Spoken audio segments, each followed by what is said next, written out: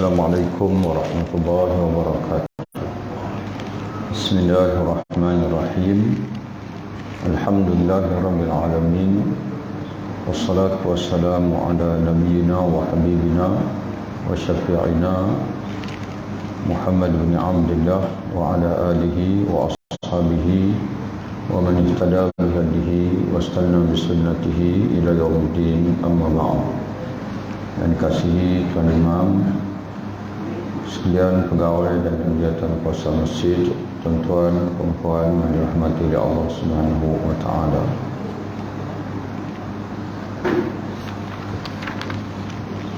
Pada malam ini kita meneruskan membaca bab fadhil wudu, bab berkenaan dengan kelebihan wudu. Dalam kuliah kita yang lalu, kita hanya membaca ayat Al-Quran berkenaan dengan wudu yang dibawa oleh pengarang kitab kita, Al-Imam An-Nawawi rahimahullah, dalam Riyadhus Shalihin.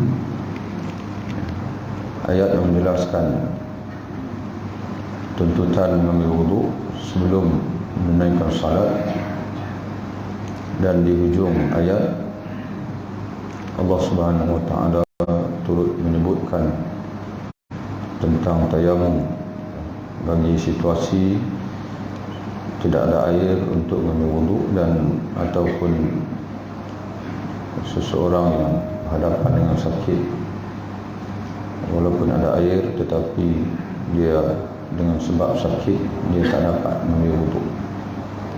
Dan di hujung ayat Allah Ta'ala menegaskan, ma yuridullahu liyaj'ala 'alaikum min harajin walakin yuridu liyutahhirakum wa liyutimma ni'matahu 'alaikum la'allakum tashkurun.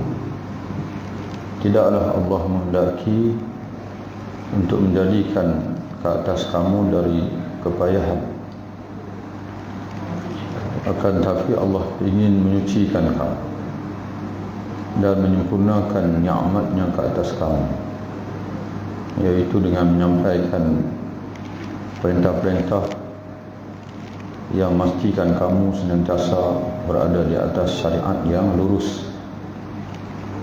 Dan manusia apabila hidup berada di atas landasan syariat Allah, berada di atas dalam agama Allah, maka itu akan membawa kebahagiaan duniawi dan juga ukhrawi.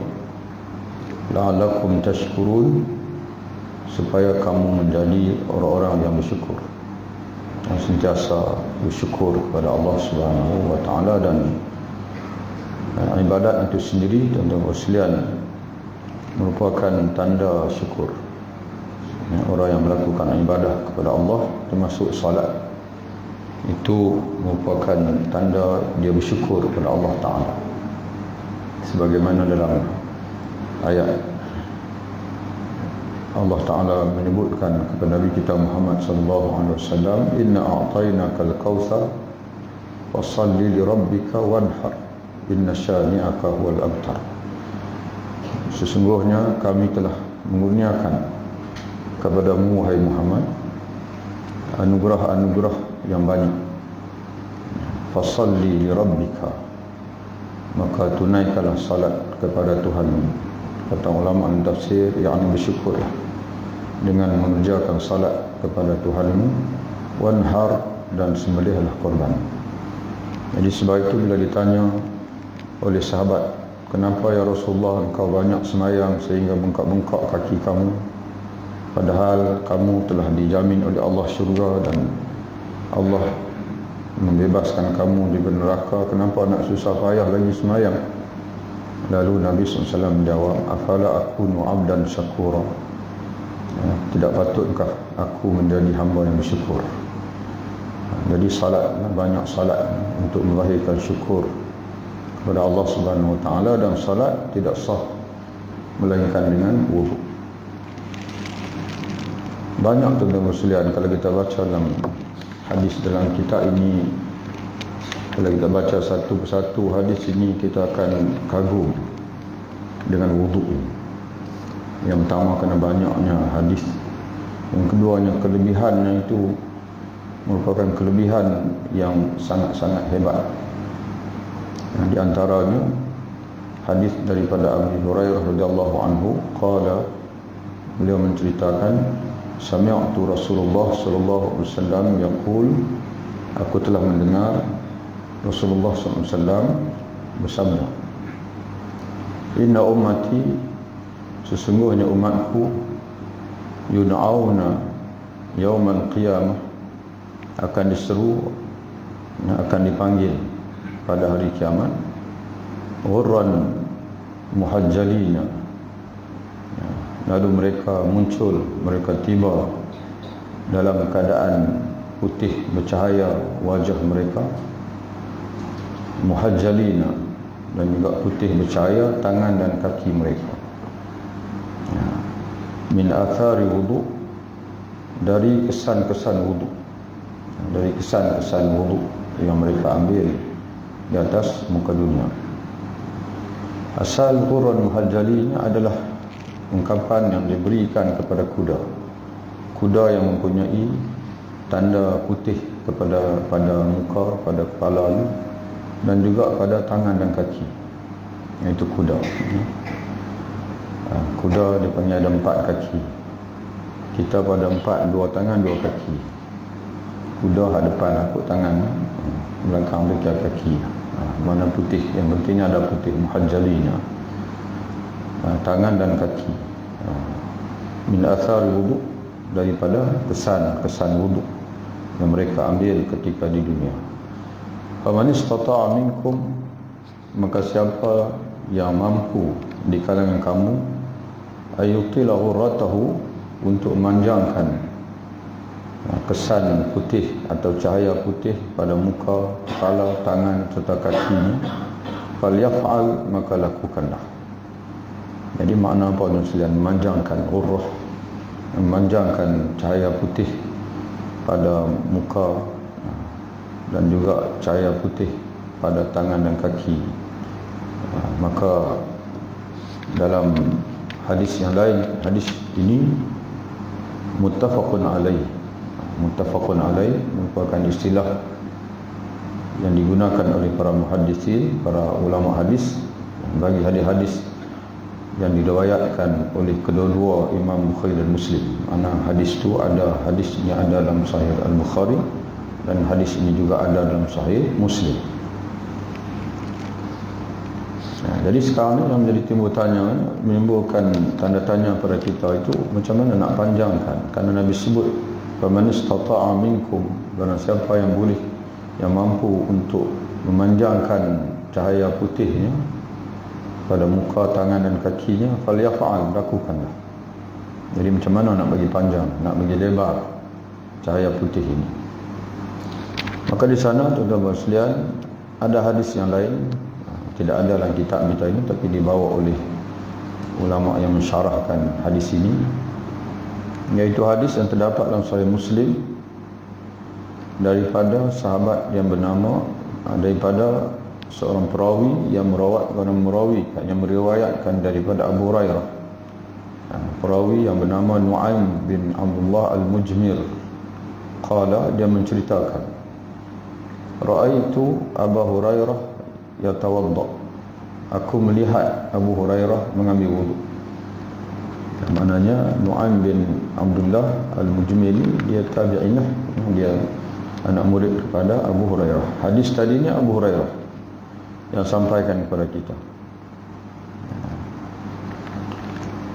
Jadi kata Nu'aim, aku melihat Abu Hurairah mengambil wudu, faghassala wajhahu fa asbagha al-wudu, di mana dia membasuh mukanya dengan meratakan air wudu ke mukanya.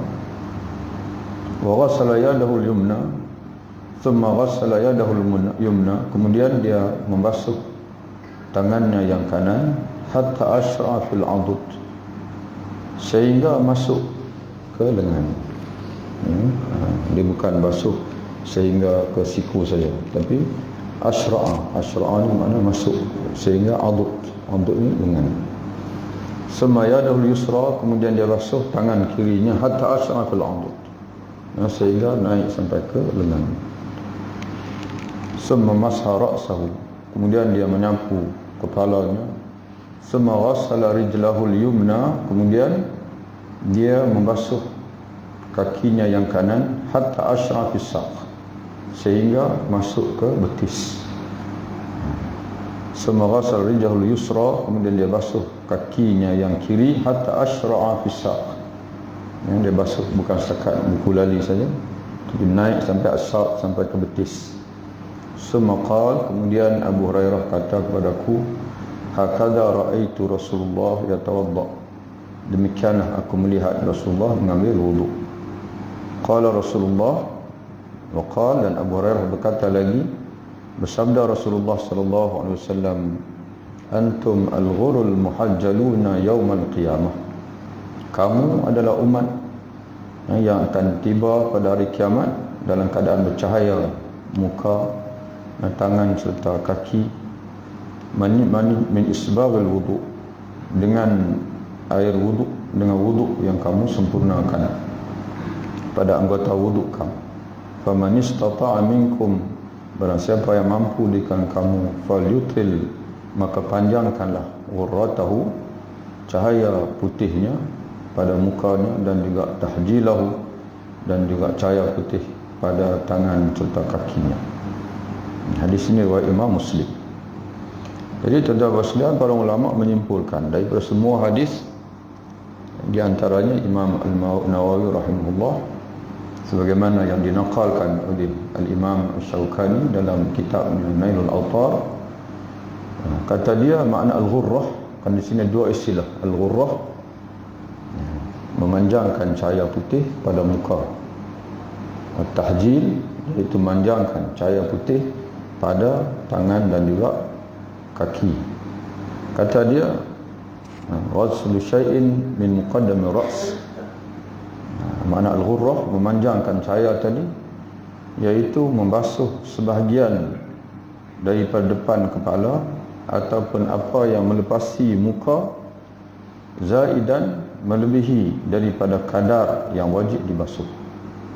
Jadi kalau kita tanda muka, telinga, anak telinga ni ke anak telinga, kepala pula daripada dagu ke gigi rambut. Tapi memanjangkan ghurrah, iaitu kita bagi lebar sikit daripada kadar yang wajib pada dipanggil dibasuh muka. Kalau kita buat bulatan muka itu kadar wajib, tapi Nabi syorkan kalau boleh, kata Nabi, panjangkanlah, lebarkanlah putih, cahaya putih kamu tu dengan basuh lebih daripada kadar yang wajib dibasuh pada muka itu. Jadi sepakat para ulama menyatakan bahawa memanjangkan ghurrah ini dan juga at-tahjil, hukumnya sunat. Sebab Nabi sendiri pun sebut, faman istata'a, siapa yang boleh, siapa yang mau, siapa yang mampu. Kemudian maksud memanjangkan cahaya pada tangan dan betis pula, waslu ma fawqal mirfaqain wal ka'bain wa huma mustahabban. Para ulama ijma' bila khilaf, tidak khilaf bahwasanya bila kita basuh tangan hingga siku, sunat kita melebihi kadar siku.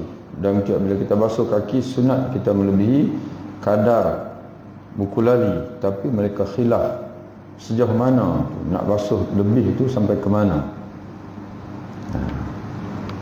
Sebagian ulama berkata iaitu yustahabu ziyadah fawqal ka'bain wal mirfaqain min ghairi taqdir, disunatkan lebih tapi tanpa ada had tertentu, asal bagi lebih, yang lebih daripada siku walaupun sikit, dan lebih daripada buku lali walaupun sedikit.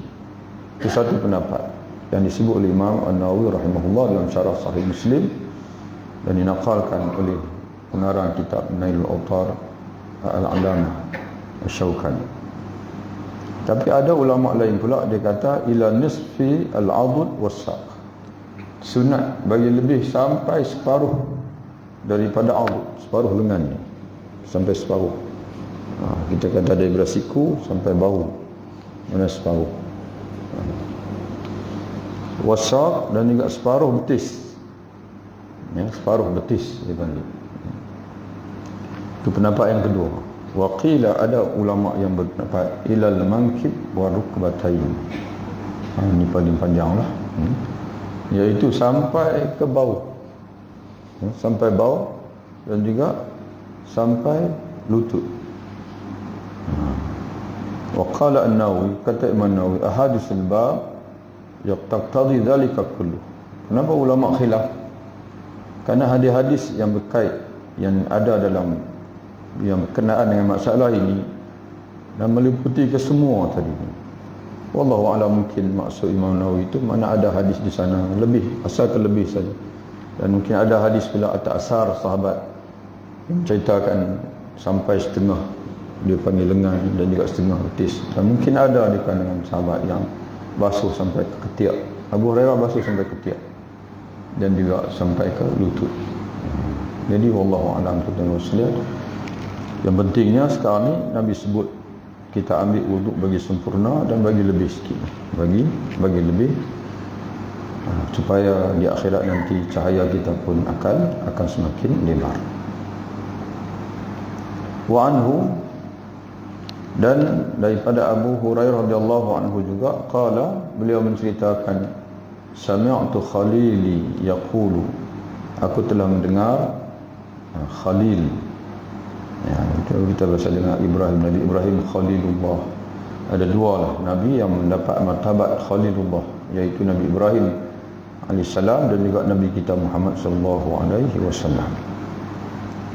Nabi Muhammad dia pernah sebut, dia kata, kalau aku boleh mengambil Khalil, seorang Khalil, nescaya Abu Bakar lah Khalil. Tapi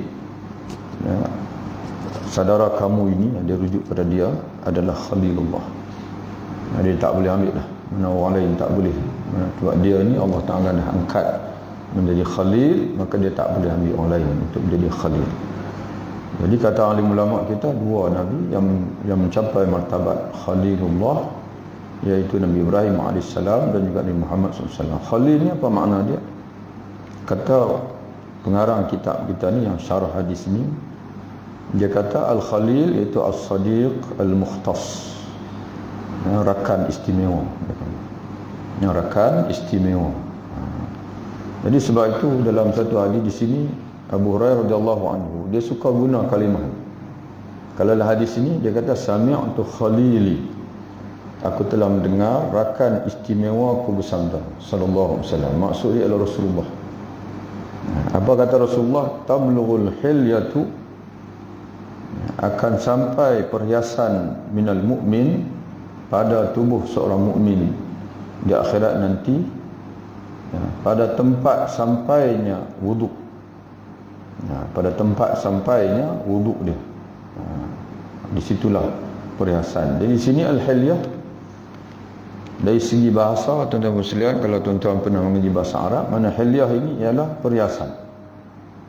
Tapi dalam kitab ni dia kata ada dua tafsiran ulama. Satu sebagian ulama kata al-hilyah maknanya ialah cahaya putih. Walaupun dari segi bahasa tu hilyah perhiasan, tapi kata dia al-bayad, putih. Dalilnya apa? Merujuk pada hadis sebelum ni lah, cahaya putih. Dan waqila, ada pendapat kata al-hilyah, mana hilyah yang asal, makna asal iaitu az-zinat, perhiasan. Macam kita kata dunia ni orang perempuan dah, dia perhiasan, ada gelang dia panggil, ada gelang tangan, ada gelang kaki, ada rantai. Tapi orang lelaki jangan pula. Jangan tuan-tuan kata, oh tu Rasulullah sebut ahli syurga ni akan ada perhiasan, pada dia panggil tempat wuduk dia. Jadi tuan-tuan pun di dunia pun nak pakai perhiasan tak boleh. Sama juga, tak semua benda yang di akhirat kita boleh buat atau disediakan untuk ahli syurga, maka boleh di dunia. Sebagai contoh Mas di antara perhiasan yang Allah Ta'ala siapkan kepada ahli syurga, termasuk orang lelaki, adalah mas sutra. Tapi di dunia ini Nabi sendiri larang, tak boleh pakai sutra orang lelaki dan tak boleh pakai mas orang lelaki. Tunggu di akhirat dah. Di akhirat nanti. Di dunia tak boleh kita minum arak, tapi di akhirat di antara minuman special untuk ahli syurga itu ialah al-khamr. Jadi begitulah tuan-tuan sekalian. Jadi perhiasan ataupun cahaya pada seorang mukmin itu akan sampai sejauh sampainya air wuduk. Rawahu Muslim, hadis diriwayatkan oleh Imam Muslim. An Utsman bin Affan radhiyallahu anhu qala Rasulullah sallallahu alaihi wasallam man tawaddaa fa ahsana al-wudu'a kharajat khatayahu min jasadihi hatta takhruja min tahti azfarih. Rawahu Muslim. Daripada Sayyidina Utsman bin Affan radhiyallahu anhu menceritakan dalam sabda Rasulullah sallallahu alaihi wasallam, man tawaddaa, barang siapa mengambil wudu, fa ahsana al-wudu'a, lalu dia memperelokkan wuduknya. Bukan ambil wuduk dengan cara cincai-cincai lah, nak ambil wuduk ahsanal wuduk. Tadi hadis tadi kita sebut tadi asbagha, isbagh, menyempurnakan wuduk. Ini ahsanal wuduk, memperelokkan wuduk. Jadi tuan-tuan sekalian, kita mengaji ini kitab fadilat. Jadi tuan-tuan kena mengaji satu lagi, iaitu kitab Kaifiyatul Wudu, cara wuduk Nabi sallallahu alaihi wasallam. Cara wuduk Nabi, cara sembahyang Nabi. Mengaji tengok macam mana ambil wuduk, kemudian tuan-tuan tiru macam mana Rasulullah ambil wuduk, itu dipanggil wuduk dengan isbagh wal ihsan. Antara isbagh wuduk wa ihsan wuduk. Makna wuduk dengan elok, dengan sempurna. Jadi barang siapa, kata Nabi SAW, mengambil wuduk lalu memperelokkan wuduknya, kharajat khatayahu, akan keluar dosa-dosanya, min jasadih, daripada jasadnya, hatta takhruja min tahti azfarih, sehingga keluar dari bawah kukunya. Keluar daripada bawah kuku yang disebut azfarih. Masuk kalau ada dosa di bawah kuku ni pun semua akan keluar. Rawahu Muslim, hadis diriwayatkan oleh Imam Muslim. Wa anhu, diriwayatkan juga daripada Sayyidina Utsman. Wa anhu, daripadanya juga, yakni daripada Utsman, dan juga menceritakan, ra'aitu Rasulullah sallallahu alaihi wasallam tawaddaa, aku telah melihat Rasulullah mengambil wuduk, misla wudu'i hadza, seumpama wudukku ini. Sebelum dia sebut tu, dia dah ambil wuduk dulu. Depan depan maula dia, depan bekas hamba dia, depan bekas hamba dia. Setelah itu, setelah dia ambil wuduk, dia tunjuk macam mana ambil wuduk. Dia pun sebut, begitulah cara Rasulullah mengambil wuduk. Dan dia menyatakan lagi, man tawaddaa, barang siapa mengambil wuduk, hakadha, seperti ini, mana seperti aku ambil ini, kata Nabi, ghufira lahu ma taqaddama min dhanbih, akan diampunkan baginya apa yang telah lalu daripada dosanya. Dosa-dosa yang lalu semua akan diampunkan oleh Allah Ta'ala. Wa kanat salatuhu, dan adalah sembahyangnya, wa masyuhu, dan juga berjalannya, ilal masjid, ke masjid, nafilatan, menjadi tambahan saja. Mana dosa semua dah habis. Dengan wuduk tu saja dosa semua dah habis. Jadi maka bila dia sembahyang puasa, mana jadi tambahan pahala. Tidak ada lagi dipanggil apa.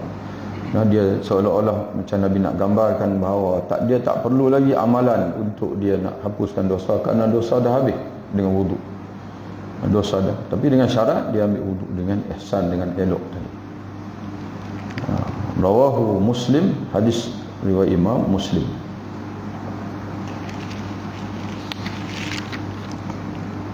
Wa an Abi Hurairah radhiyallahu anhu, dan diriwayatkan pula dari Abi Hurairah radhiyallahu anhu, anna Rasulullah, bahawa Rasulullah sallallahu alaihi wasallam bersabda, idza tawadda al-'abdu al-muslim atau al-mu'min, apabila seorang hamba yang muslim atau yang beriman itu mengambil wuduk, faghasala wajhahu, lalu dia membasuh mukanya, kharaja min wajhi, keluarlah daripada wajahnya, kullu khati'atin, semua dosa, nazara ilaiha, yang timbul dengan pandangannya, melalui pandangannya, bi'ainaihi, dengan dua matanya, ma'al ma'i, bersama dengan air wudu. Bila dia basuh muka, kata Nabi, yang dosa yang ada di muka dia ini, iaitu dosa muka ni apa sebab dia? Kata Nabi, dengan sebab pandangan dua mata.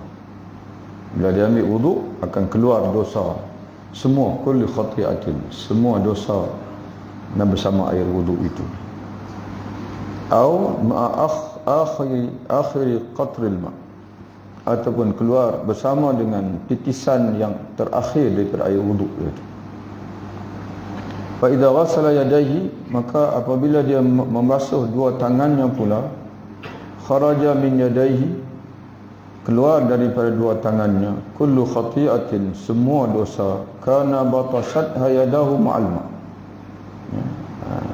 yang muncul dosa itu dengan dua tangan yang menyentuh.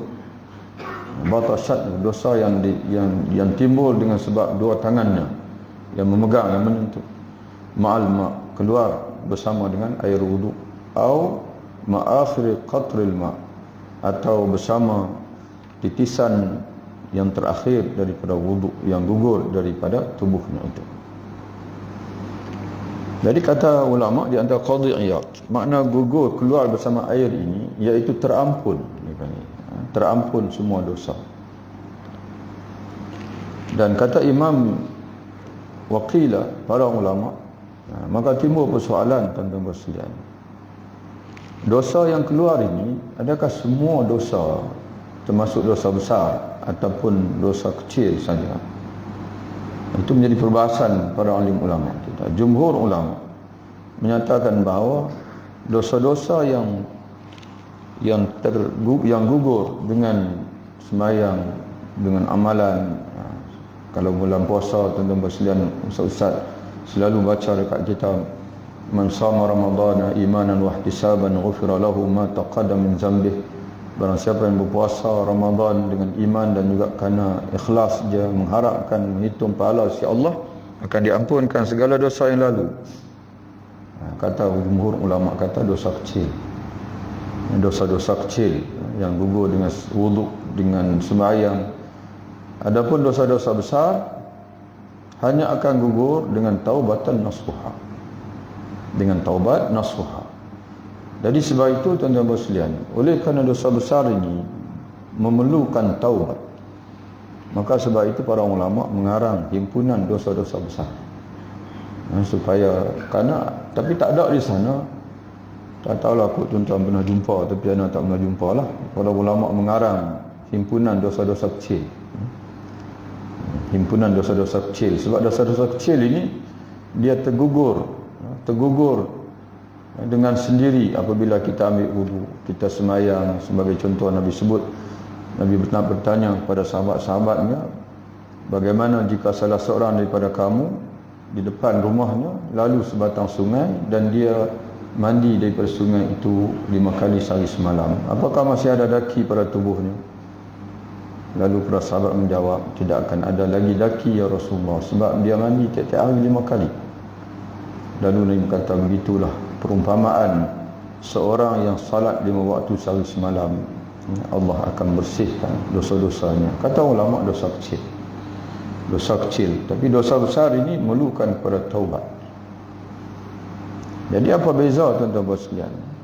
Taubat dengan penghapusan dosa, dengan istighfar dan sebagainya itu, dia bezanya senang tuan-tuan nak faham. Beza zikrullah dengan salat. Salat adalah zikir. Tapi bolehkah kalau seorang itu dia kata, ustaz, saya rasa-rasa saya ni macam tak payah semayang. Kita pun tanya dia, siapa tak payah semayang? Dia kata, saya ustaz, saya tak pernah lupa Allah Ta'ala. Saya sentiasa berzikir, dalam hati saya ni sentiasa ingat Allah Ta'ala. Mana Allah Ta'ala sentiasa ingat? Bukankah Allah Ta'ala sebut dalam Quran, wa aqimi salata li zikri, maka dirikanlah olehmu akan salat untuk ingat kepadaku. Dia saya dah ingat dah. Jadi tuan-tuan sekalian, salat ini dia ingat dalam rupa perbuatan yang tertentu. Ini Allah Ta'ala sebut dalam Quran, dalam hadis, iaitu ingat Allah dengan takbiratul ihram. Miftahu salat at-takbir. Pembukaan salat kata Nabi iaitu dengan Allahu Akbar. Ya, dan penutupnya ialah dipanggil dengan salam. Kemudian tidak ada salat bagi orang tak baca Fatihah.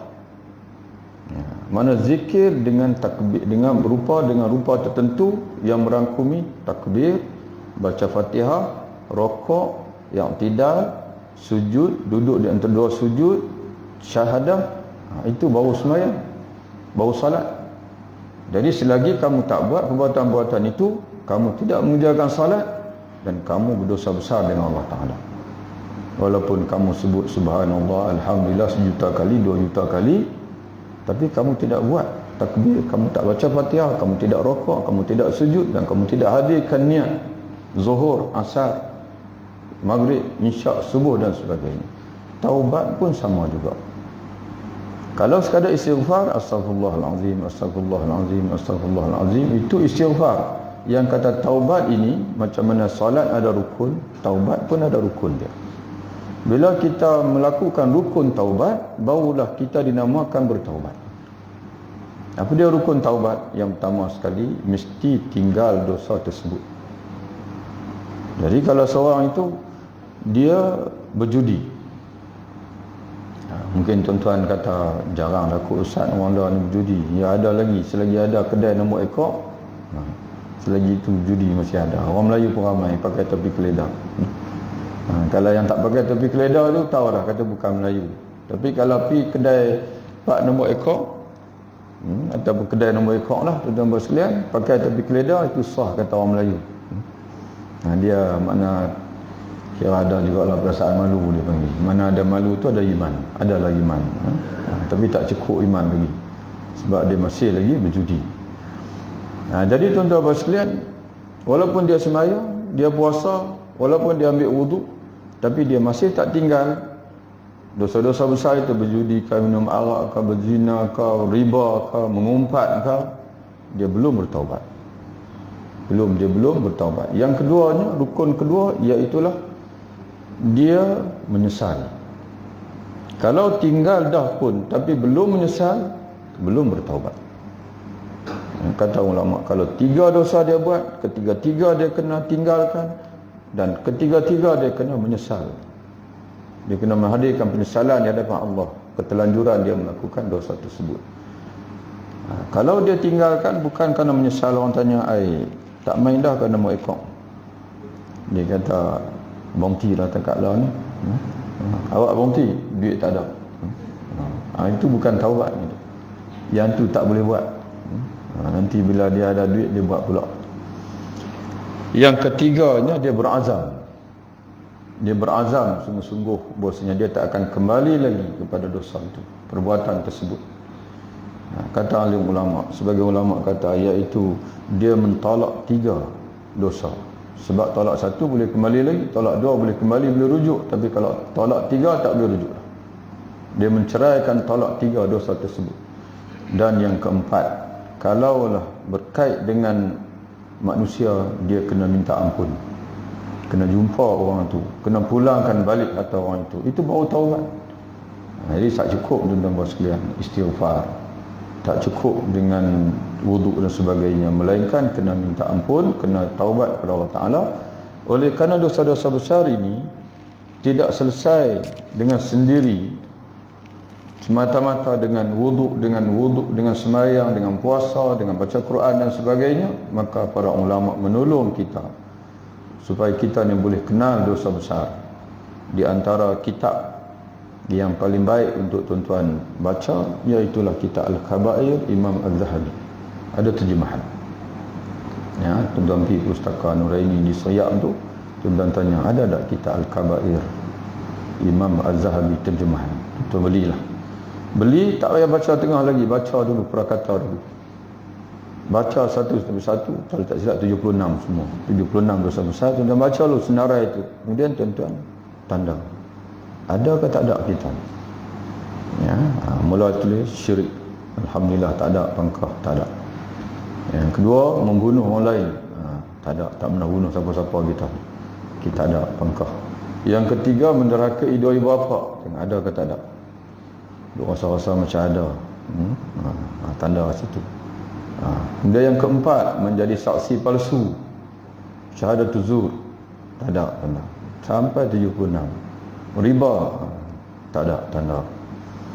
Apalagi tuan sekalian, mengumpat, ini ada yang mengumpat raib. Parti tengok, ada 10. Ada 10, katalah ada 10 tuan sekalian. Maka kena segera tinggalkan dan kena minta ampun kepada Allah Ta'ala. Begitu tuan sekalian. Jangan kita rasa seronok macam tak ada. Tak ada pasal kita belum survey. Kita belum tengok satu persatu. Kita tengok satu persatu. Kalau tuan-tuan semua sampai 76 semua pangkah tak ada, alhamdulillah, istiqamah. Istiqamah, banyakkan istighfar kepada Allah Ta'ala. Kerana mungkin kita rasa tak ada, tapi mungkin ada. Jadi itulah tuan-tuan sekalian, kita walaupun tak ada kaitan dengan wuduk, tapi oleh sebab Nabi menyebutkan penghapusan dosa di sini, jumhur ulama menyatakan bahawa yang dimaksudkan itu adalah dosa kecil. Kemudian tuan-tuan sekalian, itulah Nabi sebut bila dia basuh kaki, dia semua akan gugur, dia panggil. Akan gugur dosa-dosanya bersama dengan air wuduk dia. Rawahu Muslim.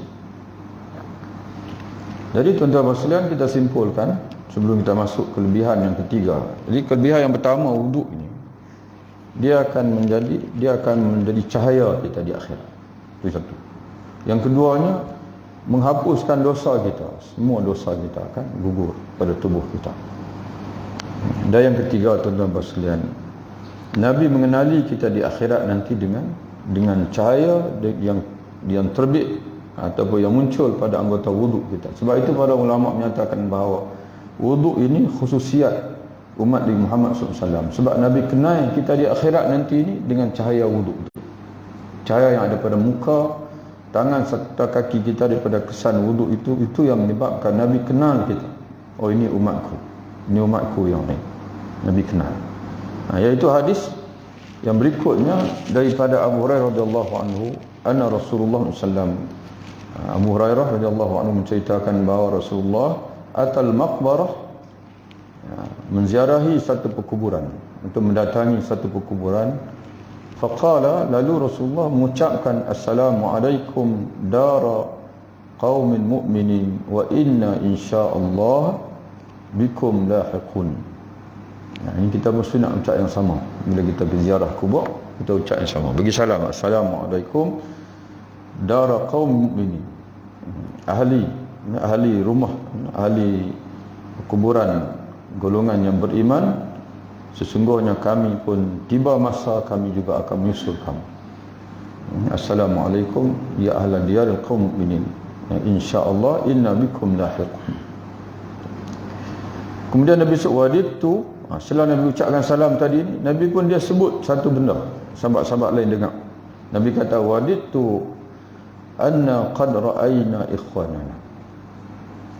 Aku ingin,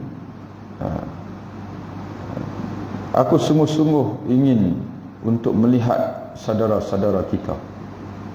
Ikhwanana. Nabi ucapkan satu keinginan dia, satu kerinduan. Aku rindu, aku ingin, aku sangat-sangat ingin untuk melihat ikhwanana, saudara-saudara kita. Qalu, para sahabat yang hadir, maka pun kata, awalasna ikhwanaka ya Rasulullah.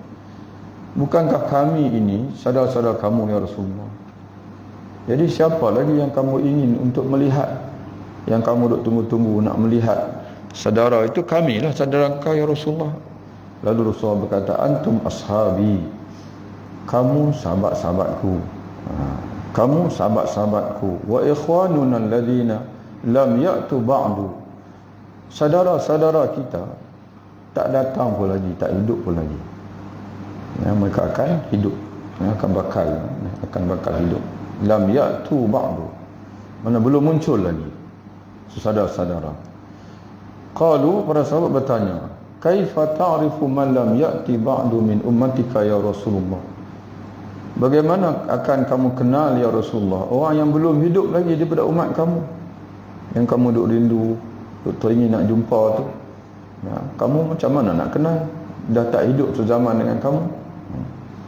Lalu Rasulullah SAW bertanya sahabat. Rasulullah bagi satu perumpamaan, bandingan. Ara'aita law anna rajulan lahu khailun ghurrun muhajjalatun baina zahrai khailin buhmin ala ya'rifu khailahu? Rasulullah tanya, kalaulah di kalangan kamu ni ada seorang lelaki yang dia memiliki satu kumpulan kuda, dia memiliki seekor kuda. Kuda dia ini ada tumpuk putih pada muka dan juga tangan serta kaki. Baina zahraini, kemudian kuda dia ini pergi berkawan ataupun termasuk dalam satu kelompok kuda buhmin. Duhmin iaitu yang hitam ke semua. Buhmin tak ada warna lain. Mana kuda-kuda lain tu hitam semua, tak ada warna lain daripada hitam. Tapi kuda dia ini ada tumpuk putih di muka, tangan, kaki. Ala ya'rifu khailahu? Tuan kuda itu, yang ada kuda dia itu ada putih pada muka, tangan, kaki tadi ni, dia boleh kenal tak kuda dia? Kuda-kuda lain semua hitam. Lalu qalu, mereka menjawab, bala ya Rasulullah, sudah tentu ya Rasulullah dia akan kenal, sebab kuda dia ini ada putih. Qala, Rasulullah menjawab, begitulah aku kenal umatku. Fa innahum ya'tuna ghurran muhajjalina min wudu. Mereka akan tampil, akan muncul pada hari kiamat dalam keadaan ada cahaya putih pada muka serta tangan dan kaki mereka, minal wudu, daripada wudu, daripada air wudu. Wa ana faratuhum 'alal haud, dan aku kata Nabi SAW akan menunggu mereka, mana umatku, di telaga. Nabi guna bahasa faratuhum. Faratuhum ini orang Arab, dia guna bahasa bila mereka kafilah rombongan dalam satu perjalanan, mereka akan utuskan seorang untuk pergi dulu supaya dia lebih dulu sampai di tempat dipanggil transit, dan dia bersiap-siap tengok selamat tempat itu, apa yang perlu disiapkan. Dan kalau telaga tu dia siapkan timba, palu dan sebagainya. Bila rombongan sampai saja selamat, dan mereka dah disiapkan dengan dipanggil persiapan lah. Itu mana faratuhum. Jadi Nabi sebut begitu, aku yang akan bangkit dulu daripada kubur akhirat nanti, dan aku akan tampil dulu, dan aku persiapkan, aku akan menunggu kamu dengan persiapan di telaga aku. Ala la yudadanna rijalun min haudi. Yang kita bimbang tuan-tuan sekalian. Nabi sebut, Nabi kata, namun kata Nabi, ada beberapa lelaki dari kalangan umatku yang dihalau daripada telagaku. Kama yuzadul ba'irud dal, sebagaimana dihalau unta asing. Sebagaimana seorang menghalau unta asing. Jadi dia ada unta dia sendiri. Bila unta asing masuk nak main makan bersama dengan unta dia, nak minum sama, dia siapkan air untuk unta dia, tiba-tiba dia nampak unta asing datang nak minum sama, dia halau. Jadi begitulah juga umatku ni, ada di kalangan umatku yang apabila aku tunggu di telaga dan aku nak bagi minum, aku panggil mereka, tapi la yuzadun danna, sebagian daripada kamu ni akan dihalau. Unadihim ala halumma, tapi aku tetap panggil, datang mai sini. Dan dalam hadis yang lain, Nabi berkata kepada malaikat yang menghalau, Nabi kata kepada malaikat, kenapa halau mereka umatku? Lalu malaikat menjawab, innahum qad baddalu ba'daka. Wahai Muhammad, mereka telah berubah. Baddalu, mereka telah mengubah. Dan dalam riwayat yang lain menyebutkan, kamu tidak tahu ya Muhammad, ma'ahdasu ba'daka. Ma'ahdasu ba'daka. Perubahan-perubahan yang mereka telah lakukan selepas kamu mati, mana menyalahi daripada apa yang kamu tinggalkan kepada mereka. Jadi kita bagi laluan pada azan, kemudian kita selesaikan di sini insya-Allah.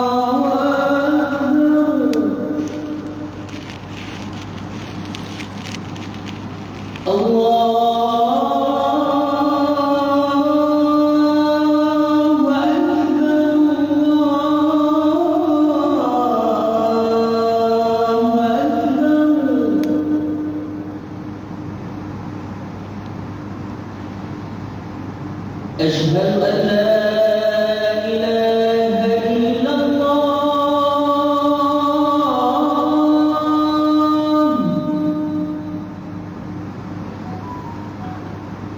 أشهد أن لا إله إلا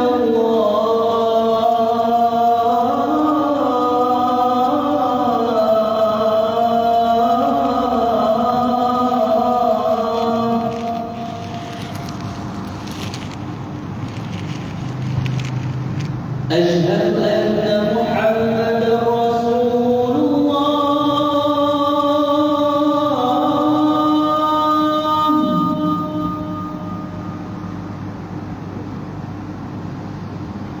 أشهد أن محمدا رسول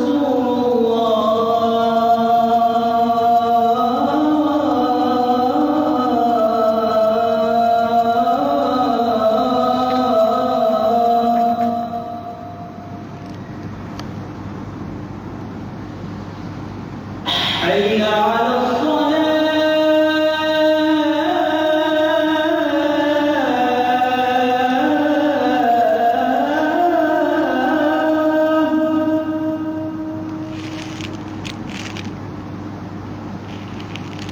حي على حي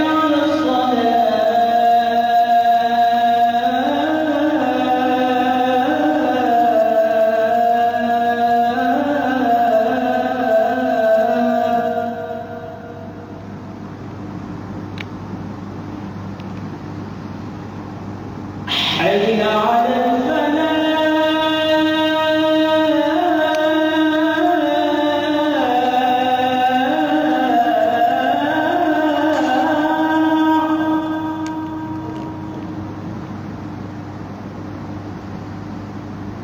حي على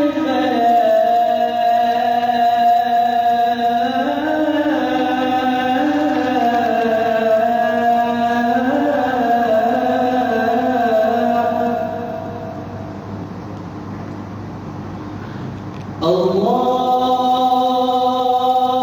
أكبر الله أكبر لا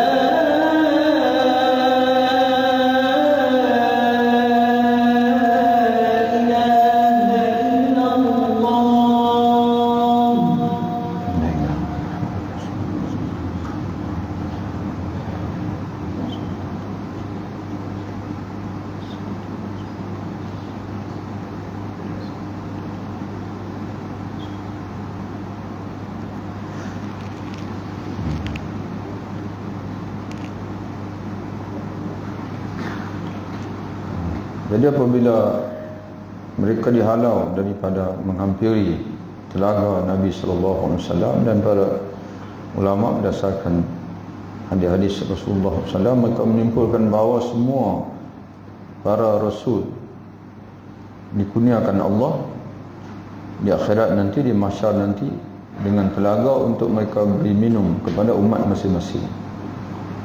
Dan Nabi Muhammad SAW, telaga dia lah yang paling besar kerana umat dia yang paling ramai. Tapi dihalang sebahagian daripada umat dia untuk hampir ke telaga tersebut, walaupun dipanggil oleh Nabi SAW, dan malaikat berkata, "Ya Muhammad, innahum qad baddalu ba'daka." Sesungguhnya mereka telah mengubah yang mengubah kehidupan mereka, tidak lagi mengikut syariatmu, tidak lagi mengikut sunnahmu selepas kematian kamu. Dalam satu lafaz, wa hal tadri ma ahdatsu ba'dak, yang kamu tidak tahu ya Muhammad bahawa mereka telah membuat pembaharuan selepas daripada kamu. Mana pembaharuan? Iaitu maknanya tuan-tuan sekalian, yang mereka tidak lagi berada di atas agama ataupun sunnah yang kamu tinggalkan kepada mereka. Dari sebab itu Imam Ibn Al-Barri dia menyebutkan, kullu man ahdasa fid din, setiap orang yang mereka-reka dalam agama ini, fahuwa minal matrudin anil haud, maka dia akan tergolong di kalangan orang yang terusir daripada telaga. Mana hadis tadi lah, kal khawarij, seperti khawarij, wa rafidah syiah, rawafid, wasairi ashabil ahwa, dan semua orang yang ashabil ahwa, golongan yang pengikut, menjadi pengikut hawa nafsu, yang mana mengikut selera dalam agama ini. Qala, dan dia kata lagi, wa kadzalika az-zalamatul al-musrifun fil jawr, dan itu juga orang yang melakukan zalim, yang melampau dalam kezaliman, wa tamasul haq wal mu'linuna bil kaba'ir, dan juga orang yang berterang-terangan melakukan dosa besar, mana mengiklankan dosa besar, kempen dosa besar. Qala wa kullu haula, maka semua mereka tadi, kata Imam Ibn Al-Barri, yukhafu alaihim ayakunu mimman anau bihadal khabar, dikhawatiri mereka lah yang dimaksudkan oleh hadis tadi, diusir daripada telaga. Jadi sebab itu tuan-tuan sekalian, ya, kita kena berazam sungguh-sungguh untuk berpegang teguh dengan agama Allah, syariat Allah, dengan sunnah Nabi SAW, ya, supaya kita ni tidak terusir daripada telaga. Alhamdulillah tuan-tuan sekalian, walaupun tinggal 1-2 hadis, pada kuliah kita yang akan datang kita masuk bab yang berikutnya, itu bab fadlul azan, bab berkenaan dengan kelebihan azan. Wallahu a'lam bissawab. Assalamualaikum warahmatullahi wabarakatuh.